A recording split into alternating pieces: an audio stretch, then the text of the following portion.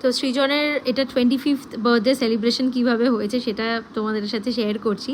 Actually যেদিনকে সৃজনের birthday ছিল 25th March, সেদিনকে আমরা সেলিব্রেট করতে পারিনি।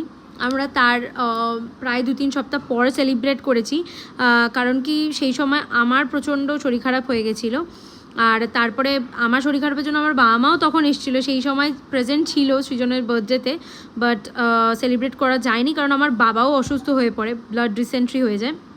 তো তোমরা দেখো যে আমি বাড়িতে স্টার্টার বানিয়েছিলাম, চিকেন শামি কাবাব আর একটা সয়াবিনের একটা বানিয়েছিলাম, আর ফুল দিয়ে আমি বাড়িটা সাজিয়েছিলাম যতটা পেরেছিলাম আর কি।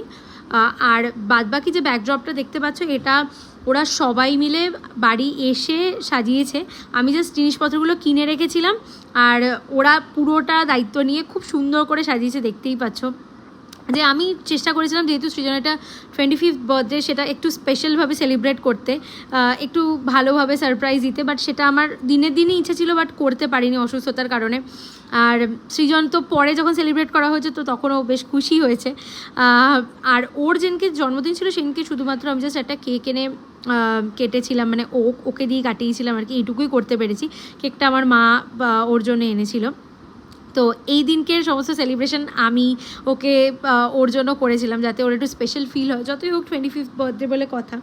তো বাড়িতে আমরা শুধুমাত্র কেক কাটিং আর স্টার্টার খাওয়া এইসবগুলো করেছিলাম, কোল্ড ড্রিঙ্কস আইসক্রিম এগুলো ছিল, বাট আইসক্রিমটা আমরা সবাই খেতে ভুলে গেছিলাম, বাদ বাকি এইটুকুই ছিল। তারপরে আমরা রেস্টুরেন্টে গেছিলাম আর ওর সাথে ম্যাচ করে আমি একদম পুরো হোয়াইট পরেছিলাম। তো সৃজন ব্লু অ্যান্ড হোয়াইট কম্বিনেশনে পড়েছিল, তাই জন্য আমি পুরো হোয়াইট পরেছিলাম। আমার ড্রেসটা অবশ্যই জানিও যে কেমন লেগেছে তোমাদের। আমি খুব পছন্দ করে কিনেছি এই ড্রেসটা সৃজনের সাথে ম্যাচ করে, বাট এটা আমি সারাদিন পরেছিলাম না।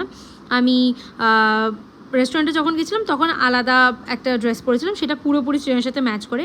নিচে আমি একটা স্কার্ট পরেছিলাম, একটা ব্লু কালারের সেম এরকমের একটা ডেনিম টপ পরেছিলাম। আর দেখতেই পাচ্ছ ওরা যে গিফটস এনেছে সেইগুলো সাজানো আছে। তো একটা গিফট আমি লাস্টে ছবি শেয়ার করেছি, বাট সবকটা আরেকটা ফেরার রচার এনেছিল, আমি মেনশন করে দিচ্ছি, তো সেটার আমি আর ছবি তুলতে ভুলে গেছি। দেন আমরা এই যে পৌঁছে গেলাম হচ্ছে রেস্টুরেন্টে। তো একটা চাইনিজ রেস্টুরেন্ট ছিল, এটা আমাদের খুব ফেভারিট। তো এখানে ভেজও পাওয়া যায়, ননভেজও পাওয়া যায়, সবই ভালো। আর তারপরে এখানে দেখো মানে খুবই মজা করে আমরা খেয়েছি, সবথেকে বড় ব্যাপার খুব আনন্দ করে খেয়েছি এটা। দেন লাস্টে আমি তোমাদের সাথে শেয়ার করব যে গিফটটা ওরা দিয়েছে। ওরা সৃজনকে একটা কফি মেশিন দিয়েছিল আগারোর, দেখতেই পাচ্ছ ব্যাকড্রপ, আমি কিছু গ্লিমস শেয়ার করেছি, আর এটা হচ্ছে কফি মেশিনটা।